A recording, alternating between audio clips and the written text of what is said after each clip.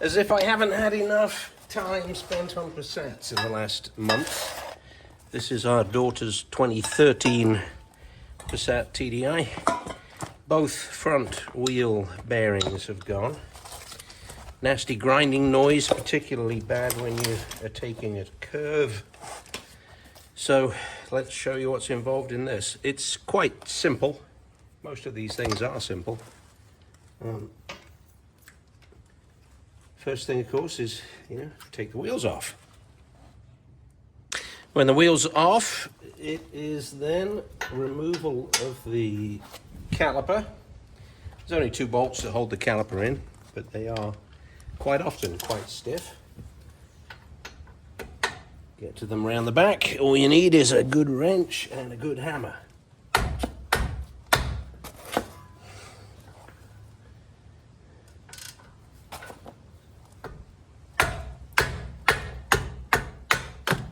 And that'll come off. When the caliper's off, just flip it upside down and wire it up to the spring. Keep it out of the way.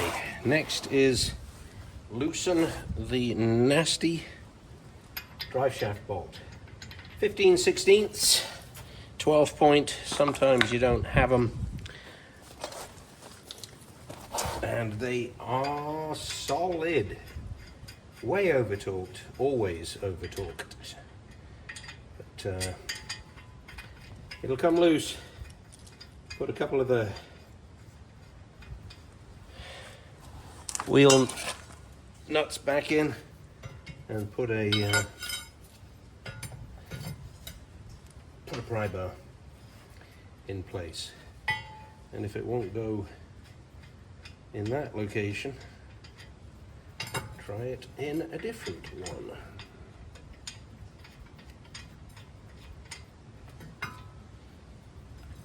And this will be a struggle with some grunting and maybe even a curse word or 2. It's amazing what a big long persuader can do.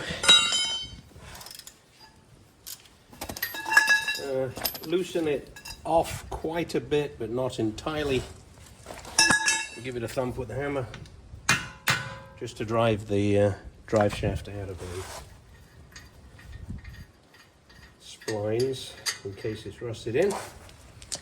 And with that loose, we can now take off the rotor. With the rotor off, it is now necessary to take the 3 nuts off the bolts that hold the lower ball joint. It's not that one. Where's my socket?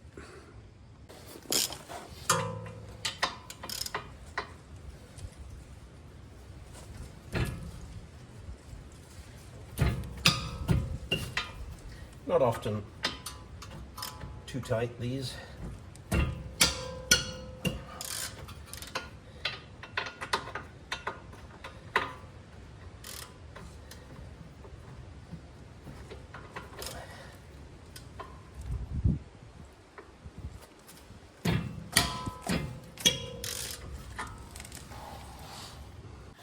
With those bolts undone, you can now loosen the ball joint support from the back. Take the bolt out from the drive shaft completely. Pop the drive shaft backwards and out of your way to get to the bolts that hold the wheel bearing assembly in place. So that's just out of the way nicely. Now these bolts are not easy at all. It is always worth PB Blaster, some other kind of penetrating oil.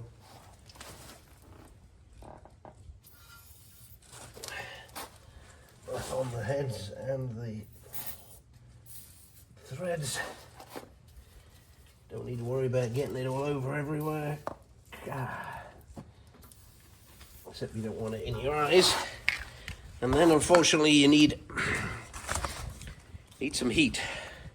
It's never worth trying to take these out without PB Blaster and heat, because they will seize solid, and they're taken out with a small 12 point, and those 12 points do like to shear off.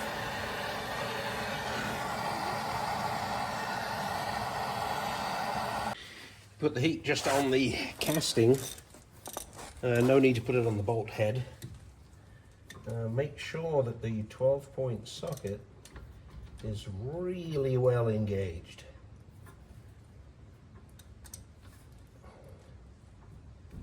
And then it should come out with a bit of persuasion.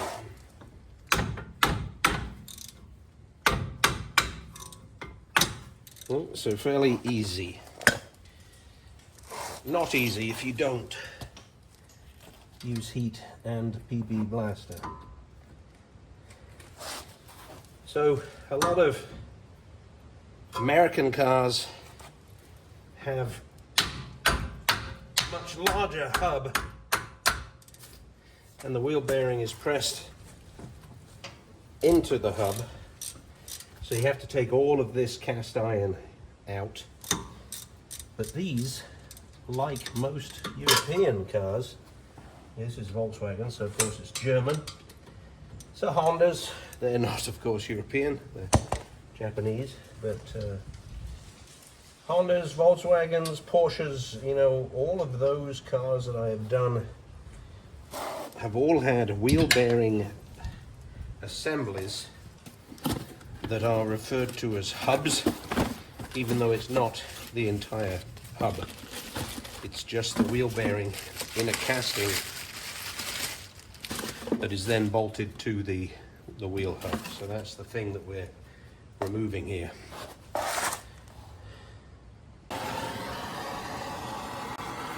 So repeat the heat process and the PB Blaster for the bolts at the bottom as well.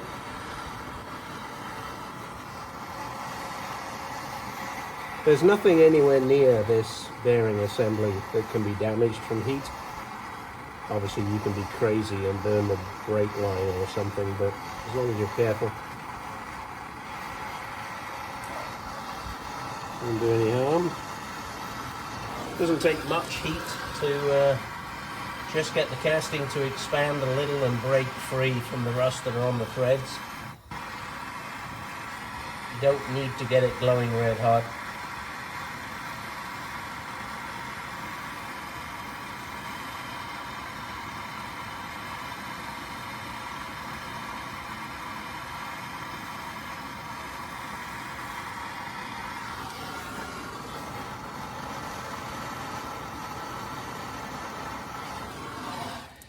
So it's the differential movement between the casting and the bolt that you're trying to introduce, and a little bit of heat is enough for that. So with it all bolted free, here comes the fun part, which of course is beating it out of the cast iron hub. Never known one that comes out easily. Good thing is, you're not reusing the bearing. In fact, interestingly enough, look at the amount of play in that bearing. Both bearings, both sides were completely sharp. And after you've loosened it, a nice screwdriver under the ears where the bolts go through works as a nice wedge.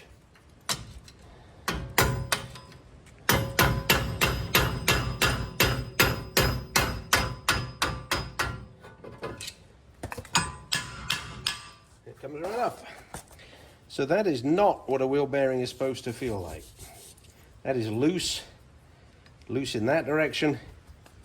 You can even hear it moving. Nasty, horrible bearing. Take a screwdriver, clean out the recess.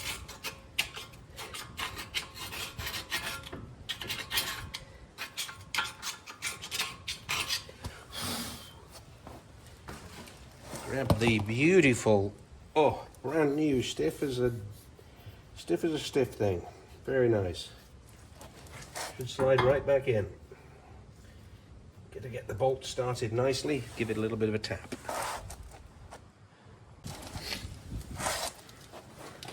As you start to nip the bolts down, it'll pull the bearing assembly in nice. I tend to do opposite bolts.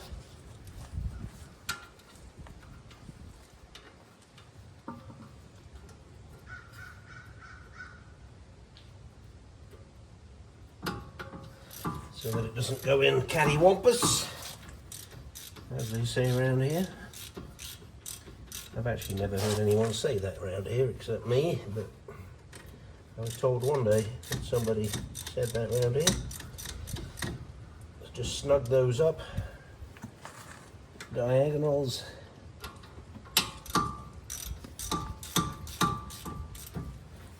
Make sure there's no gap between the castings. So this assembly that I've put in here is called a hub. This whole thing here is actually the hub. This is just the bearing assembly, which makes life a lot faster and a lot easier when they're designed this way. Nice to make sure those four are nice and tight. Now the drive shaft should go in loosely at first, and then you've got to line up the lower 3 bolts on the lower control arm, which I find is not that easy.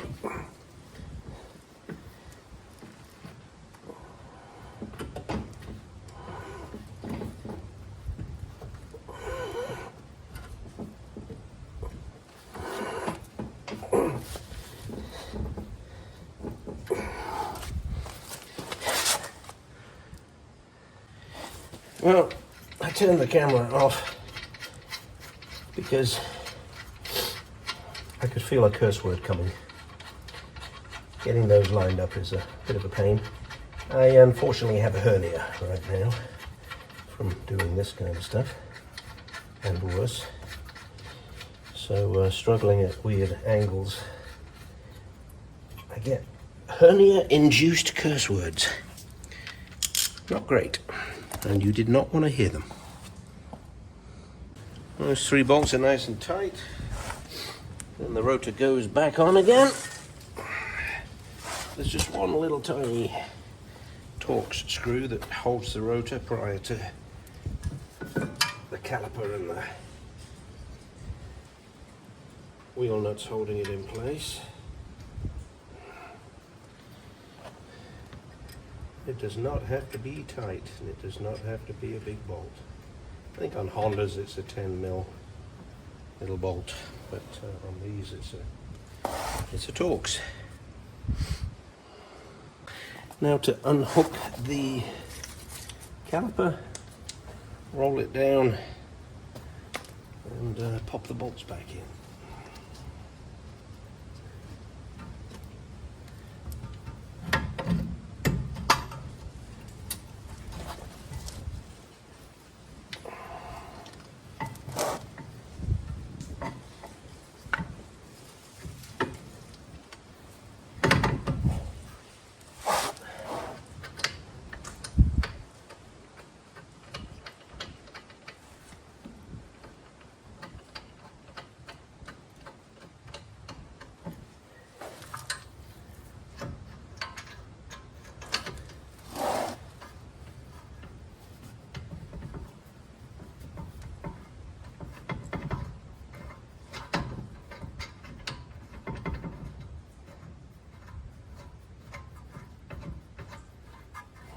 Tighten those up nice.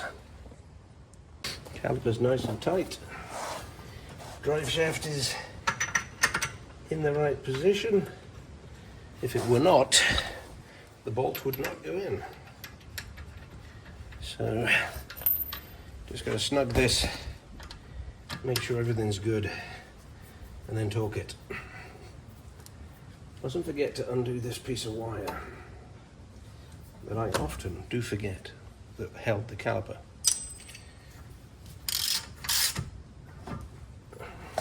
So something like that is not sufficient. So this is where the big bar comes in handy again. Then after a ridiculous amount of torque has been put on that thing, and the wheel goes back on. I find these wheels to be very annoying. They have the tiniest little lip for balancing the wheel. So it makes it just very awkward.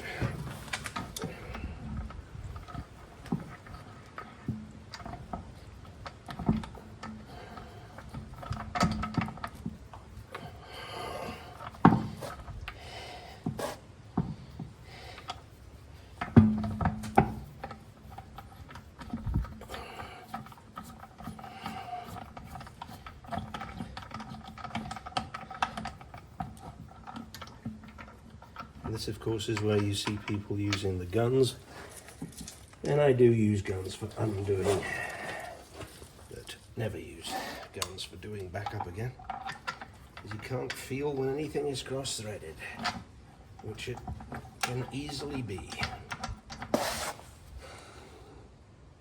So it's back on the ground, both hubs replaced. Less than 2 hours, including getting all my tools out, which were not insignificant. So this side took exactly 45 minutes. And we are done. Both are done. Golly, it's going to feel and sound awesome, because both were totally shot. That's at 185,000 miles. And they look like the original ones. So it should be good now for quite a bit longer.